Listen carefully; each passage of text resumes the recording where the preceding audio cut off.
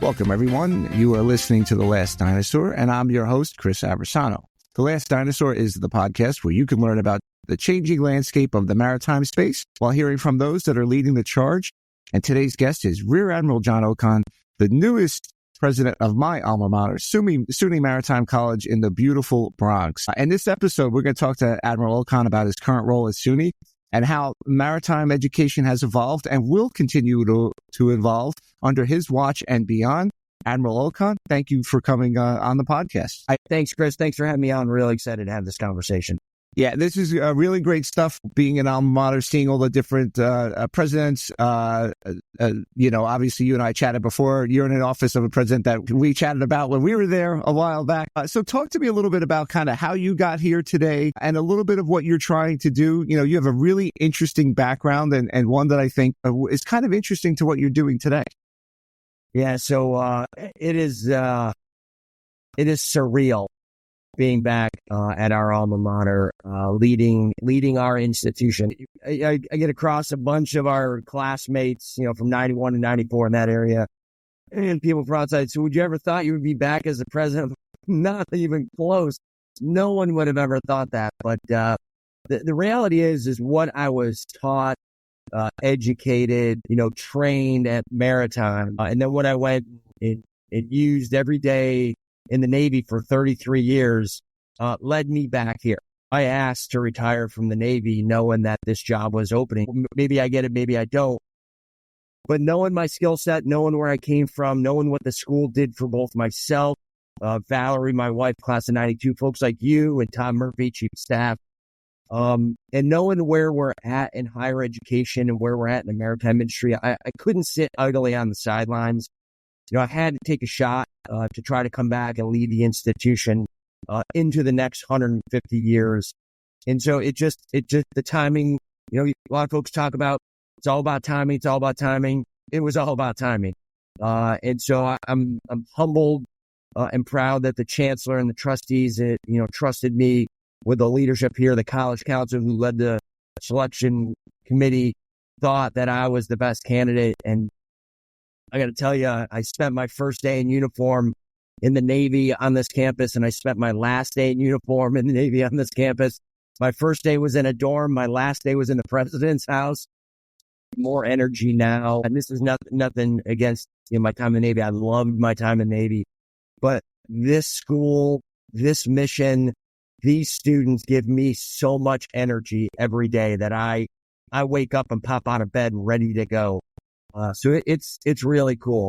Everything that we were taught here with loyalty and valor, stewardship, hard work, I brought into the Navy, whether I was at a surface warfare officer or in the oceanography community. And it just sort of helped me, follow a career that, frankly, I was having a lot of fun. So why change? I was surrounded by good people in the Navy, and I'm back here at Maritime, again, surrounded by high quality, character-based leaders trying to make a difference in the world.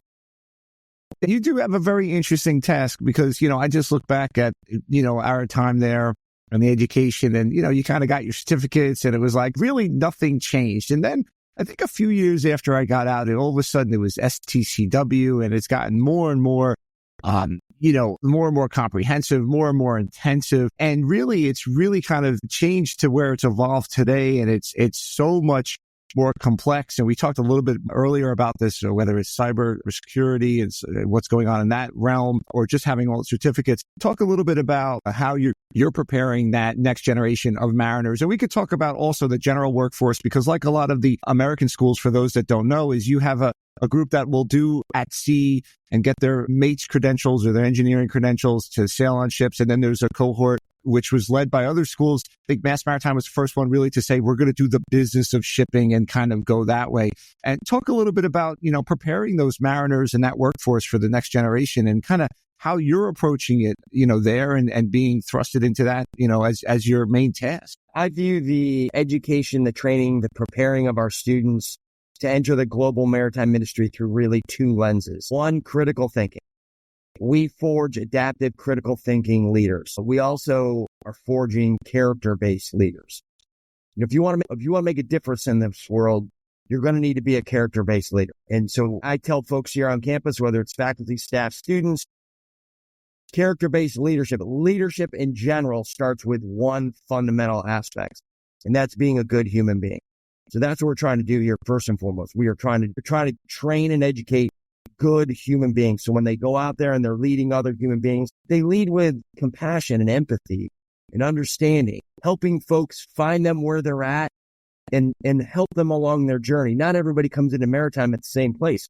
So we need to meet them where they're at and help them navigate their career, their time here. The other is critical thinking. The world is moving faster than it ever has. We thought it was moving fast when we came into the industry. It is exponentially faster. And so the critical thinking, that to be able to teach our students to solve complex problems that they are not even faced with.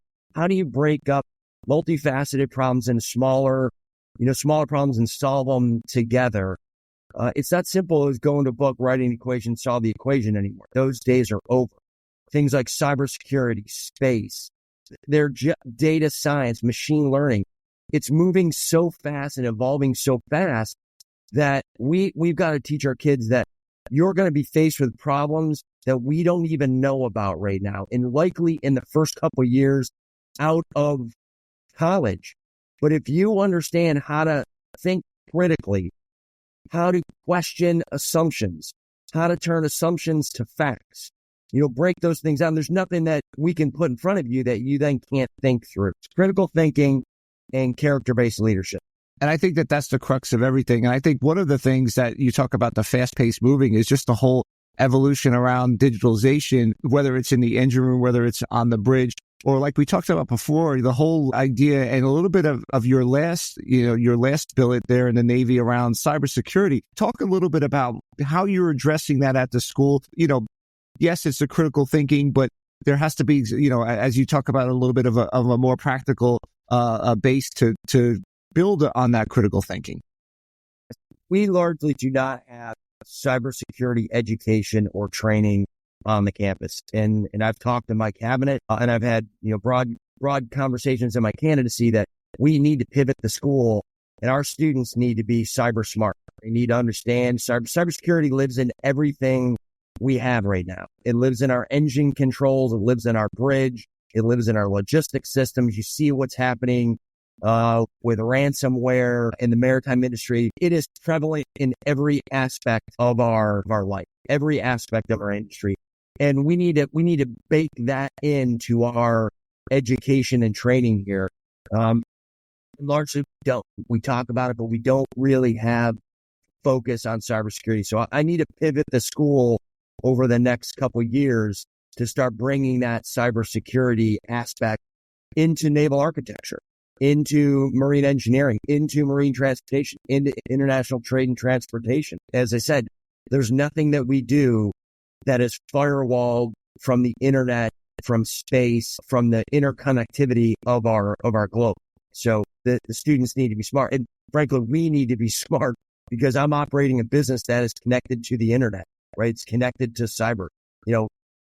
Anybody who runs a college these days knows that your intellectual capital is under siege from people that wish to do us harm.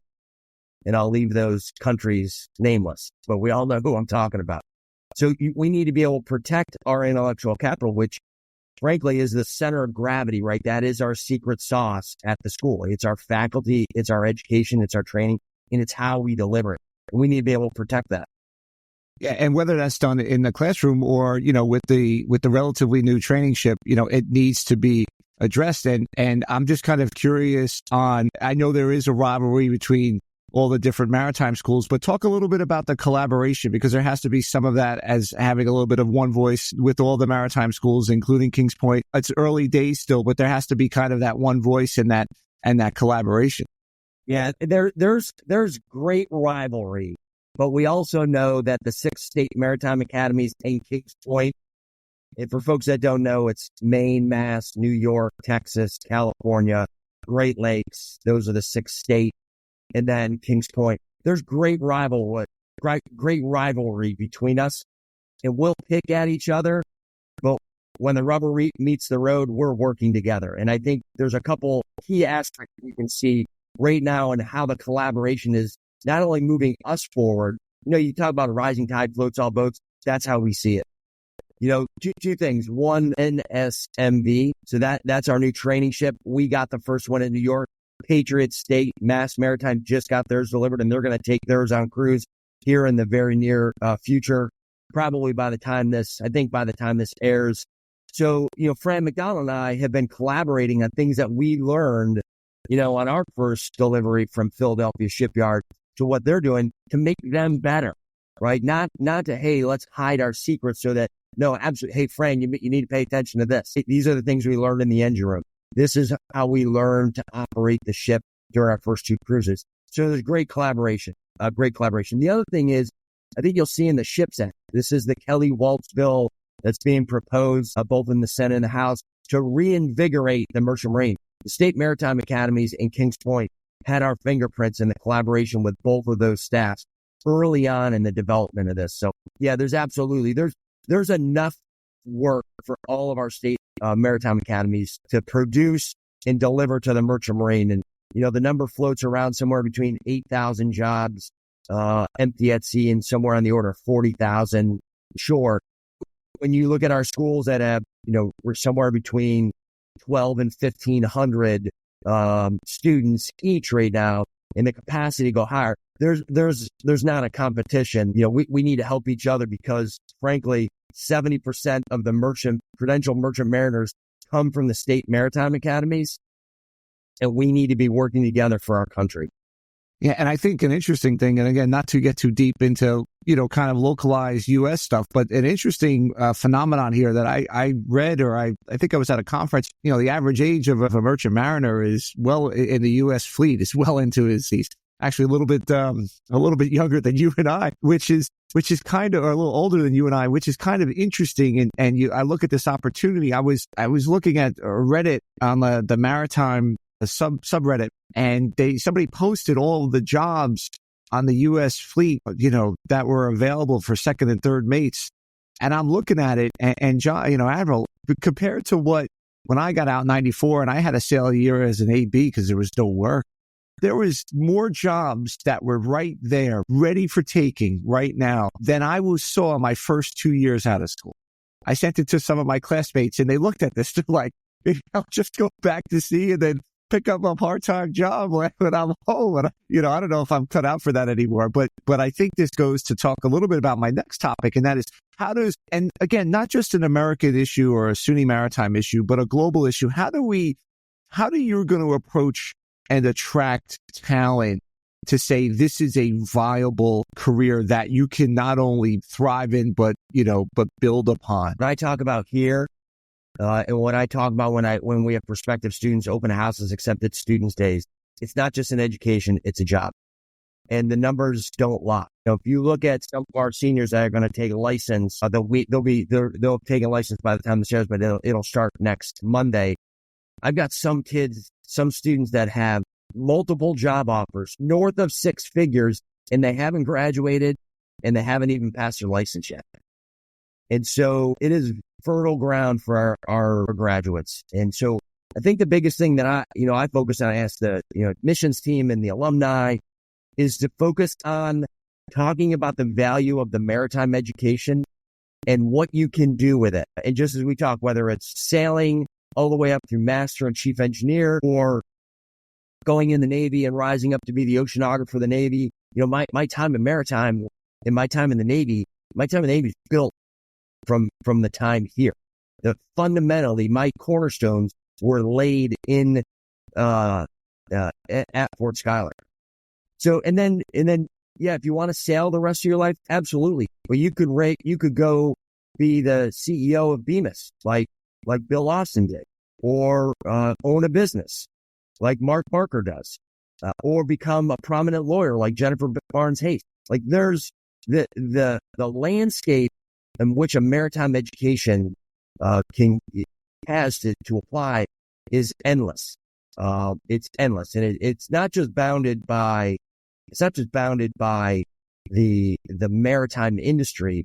It's what you learn, the education, the applied learning, the hands-on, the ability to look at a problem and solve it. That transcends any business. We have We have a doctor, went to Maritime College, sailed for a little bit, and then now is a medical doctor, firefighters, police officers. You can go on and on. The value of this education is not just for the maritime. It's what happens here, how you're trained, how you're educated, and then how you can apply it to nearly every career field that our country and our world can offer. But we have to tell that story, right? You have to put examples, because if it's just in a brochure, young folks may or may not be able to make that link. But, putting someone like me or, president of our alumni association, Steve Carbe, who runs power plants for hospitals. Wow, I didn't know you could do that through this education. We have to tell the story. We have to own the narrative. I think that's a very good point. And I think that, talking about the narrative, I imagine that you talk about a little bit about how you kind of got into the role. And one of the focuses were cybersecurity, making yourself cyber smart, and not just yourself and the students, but as well as the school. I would imagine part of what you just really kind of talked about is also a social media presence. Besides doing, podcasts with alumni, I guess you could always be a podcaster too, although that's not my full-time job. But no, although there is Matt Mahano, who's your chief mate, his wife also has kind of have like a podcast, multimedia thing, and that's actually very good. Stacy, she does a great job there. But president of Maritime College is keeping me busy enough. Yeah, no, you don't need to be you don't need to do that. But talk about social media presence of the school and getting that word out. And again, maybe some best practices with some of the other schools. And then not only here in the U.S., but globally, because I do think one of the things that I come across, and when I think when I interviewed one of the Coast Guard admirals, he mentioned there's going to be a shortage of U.S. mariners and a global shortage of mariners to the tune of, I've heard of 60,000 mariners globally. Talk a little bit about kind of how social media can help that, and kind of some of maybe the, not in the current, but, as you iterate on and as you kind of get yourself settled, how you're going to focus on that as well. Yeah. And Chris, you may see this, what happened on July 1st, but I came in with social media as a priority. Everybody communicates on this thing. That's my pretty dog, Jenny. Everybody communicates and gets their news through social media. It's no longer papers above the fold. It's quick snippets. And so we have been very purposeful in our social media, whether it's Instagram, X, Facebook, Meta, LinkedIn, and you'll see through the metrics, we have raised our brand, our marketing, our social media presence significantly in just 6 months.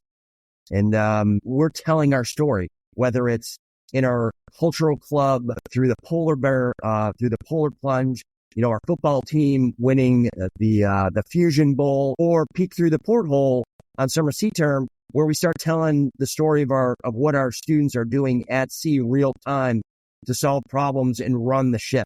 It's been unbelievable, the feedback we're getting, not only in the comments, but when our prospective students come to campus and they talk about what they saw on Instagram or what they saw on LinkedIn. That tells me we're making a difference, right? That's where they're going. They're not going to our website to go to the search bot to figure out where the news is. They want to push to them. They want to go to our page. They want to see it. It is absolutely fundamental to our future success. Our social media presence, our being able to continually tell our story across all those platforms that we have now, and some that we don't even know are out there yet. Yeah, it is an interesting challenge because it is an industry that is so steeped in history and tradition and everything else. And that's kind of how, it's kind of been forever. I had interviewed on a pilot from Houston Pilots recently, Captain Matthew Glass, and he talked about, their motto at Houston Pilots was the silent service. And that was something, or it was, I know that's the submarines, but it was the silent servants of Houston or something along that. And he's like, we gotta change that. That's ridiculous. We contribute billions of dollars to the port of Houston and to the region. Why are we silent about it? We should talk about it. And I think that that's one of the things that I've discovered on this podcast is that the shipping industry globally has a problem of sea blindness, that people outside of maritime don't understand what maritime is. until really they run out of toilet paper at Walmart, or there's a ship sideways in the Suez Canal, and then it's on the news for a week until it gets unstuck. That's the only time that people really pay attention. So I think it's interesting to hear your view on that and kind of how the college, and I think you're probably pretty similar to what other schools are doing as well in terms of just trying to get the word out there and what a great place it is. To use your podcast, we can't be the Maritime Academy, which is the last dinosaur going into social media. Right. We saw last year for our indoctrination period, we let the parents see their kids through indoctrination every day, right? What are they doing? Why are we doing what we do? What is the outcome we're trying to achieve here? So it's absolutely critical. There's a bubble over the school or sort of a bumper sticker that everybody is put on that, Maritime College is the hidden gem of the Bronx. Yeah. Well, I'm going to erase that. We should not be the hidden gem of the Bronx. There are kids that are graduating from high schools in the Bronx that have no idea we're here. I've asked the superintendents and the mayors of all the boroughs, the presidents of all the boroughs, I want to change it, Maritime College, from being the hidden gem of the Bronx to the crown jewel of New York City, right? We are a maritime school in a maritime city, and we should be pulling kids out of the boroughs more than any other place. We're rich in Long Island, we're rich in Westchester County, rich in Jersey, right? These are just sea grounds where we continually have, students, but the boroughs are surrounded by water, right? It needs to be part of their culture. And so we just need to change that narrative. And we're doing it through bringing folks like My Brother's Keeper from Brooklyn North. We're doing it through social media.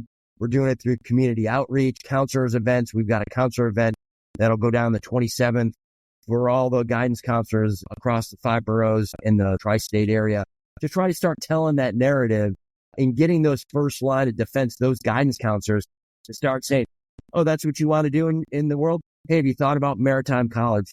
And unfortunately, many folks in the local area that are in our schools, giving guidance to our upcoming seniors and kids that want to go to college, largely don't know about the school or their return on investment.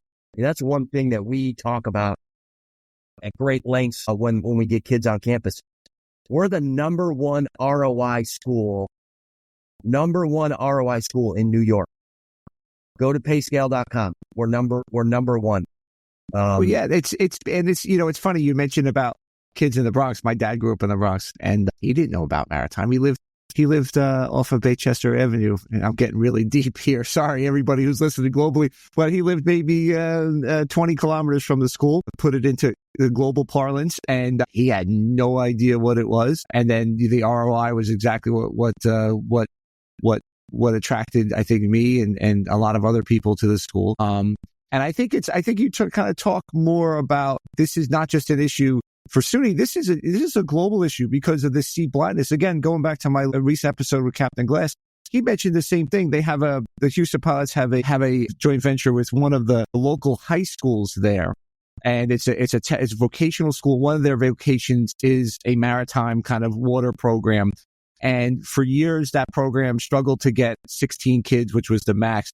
They had, for middle schoolers, they had people come in, Houston pilots, every walk of life that you would have, lawyers, all the different people in the maritime, or saying, look, this is a great thing.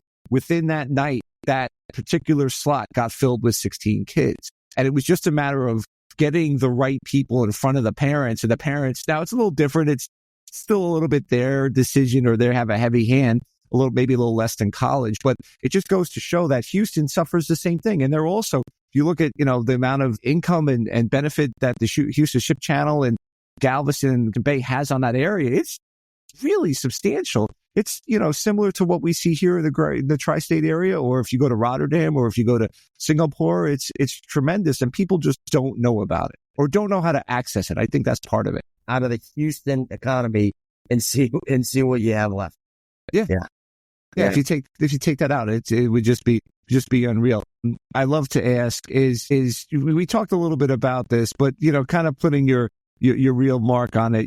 When you have that kid that's on on the fence about coming to Maritime, what would you tell, what would you tell them about, look, this is the right decision? I know you may be on the fence, and I know coming to a maritime school the first year is a little tougher than, let's say, going to a regular school, but then it's beneficial. How do you kind of, getting beyond the ROI and kind of getting that message across?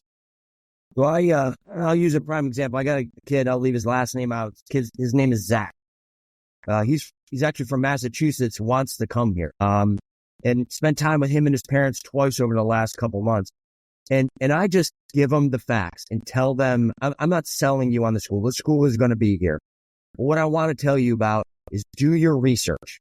What do you want to do in this world? You're going to come here and it is going to be hard. It is going to be hard for great purpose, but you must value the experience. Everything that you do, everything worthwhile is a challenge that's built. And you need to come here, put the work in, trust the process, and know that we will deliver on the outcome. The other thing I tell you is go find a school where your first year salary can pay for your entire college education. Work hard for 4 years, on the Maritime, work hard for 4 years, and you will benefit for the next 40. And a guy like me, prime example, I just tell my story to them. I don't tell them it's me up front. I say, look, let me just give you a story about a kid, upstate New York, recent graduate of Maritime, graduated the bottom half of his high school class, got into one college, came here, studied, needed a scholarship, got a ROTC scholarship, found out hard work beats talent when talent doesn't work hard, from Herb Brooks, and hard work is a talent equalizer. So if you work hard, there's nothing you can't do. On the peninsula of opportunity, this place is open and safe for all. Come here, work hard. He rose up through the Navy, retired as a 2-star Admiral oceanographer, and came back as the president. Most of the time, their mouth drops like, well, we thought you were just, successful your entire life. I'm like, oh, no, I was an knucklehead kid. I did just enough to make sure my parents didn't get called from the high school. I got into college. I found out Maritime gave me a structure and an education and a training to allow me to do something that I could have never thought I'd do on my own. The opportunities that it opened and the experiences are beyond belief. And so if you just tell these stories, hard selling on kids right now, I don't hard sell any of them. No.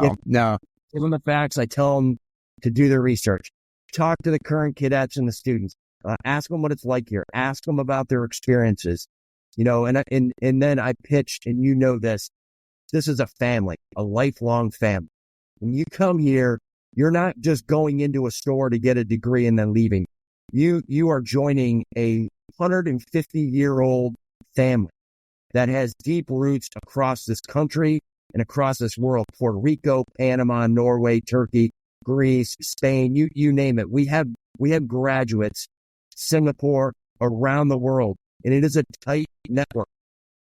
So yeah, I think that's the kind of the magic potion there, especially for folks who stay in the industry or in the Navy and stuff. I think you have this ability, if you want, it's there to foster and build relationships that will last a lifetime, that you can always call upon. And if you are in a situation where you're out of work, I mean, it happens to most people, myself included, where you need to say, hey man, can you help out? Or how do I kickstart a little bit my network, and that comes from the alumni associations, and then you can find out, there's a Young Ship Oslo or one of those type of organizations, Connecticut Maritime Association, which I was the president of for a couple of years during COVID, and so on and so forth. You could just take that one snippet and then build it out, and obviously on LinkedIn and all the things that can happen there. And I think that that's the one thing that the school, because you have this shared experience in schools like this, whether it's anyone here in the U.S. or any abroad, you kind of have that shared experience, and all of a sudden it's a shared experience of the industry,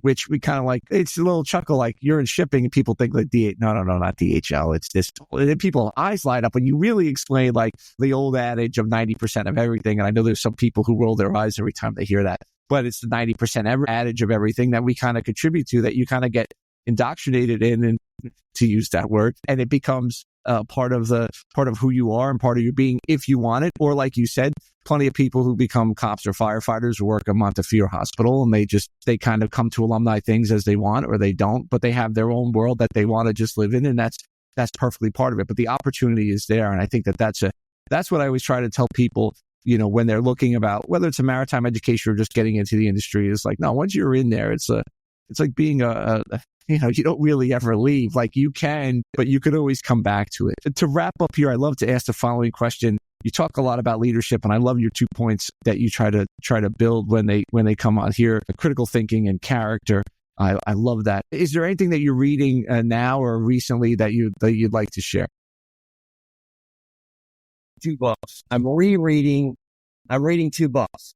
I'm rereading 4 Years Before the Mess, because as you know, we're celebrating our sesquicentennial. December 10th was the 150th anniversary of St. Mary's coming into New York Harbor, and January 11th is the 150th anniversary of our first 26 cadets going aboard St. Mary's on the East 23rd Street Wharf. And so I'm rereading that because I am the steward of the history of the school. I've read it once. I'm rereading it again during the sesquicentennial, so we don't lose track of some monumental days in history that our school has been through. So that, again, as you said, we're storied, right? This place is different. We have to understand the history of the school and celebrate it, knowing that we are the stewards of that. So I'm rereading that. That's by Joseph Williams, former librarian. For anybody who wants to learn about Maritime College or is a graduate and hasn't read it, if you read it, it is sort of an owner's manual to the school. It really does explain why we do what we do and why we are the way we are. The other one I'm reading is by Mike Studeman, Might of the Chain, Forging Leaders of Ironclad Integrity. Mike's a retired 2-star admiral like myself. Mike and I work very closely. We made 1 star together. We served as admirals for about 7 years. Collectively, Mike was an intel officer. I was an oceanographer. But Mike wrote a book with some small short stories. It looks very similar, mirrored after some like Lincoln on leadership or Martin Luther King on leadership, small stories, and then takeaways. So part of being a character-based leader is having ironclad integrity. And Mike gifted me this book when I retired. And so I'm reading that for personal. And then maybe share some stories as you move along. Well, Admiral Okon, thank you for coming on the podcast. Thanks for sharing a little bit about what's going on at the school, but then in the broader sense of some of the challenges that not only Maritime College, but the greater industry has to deal with. And look forward to obviously your success in now and in the future. Thanks, Chris. Appreciate you having me on New York Maritime first and foremost. Yeah, I know you threw that in there first and foremost. I love it, man. All right. Thanks, Admiral.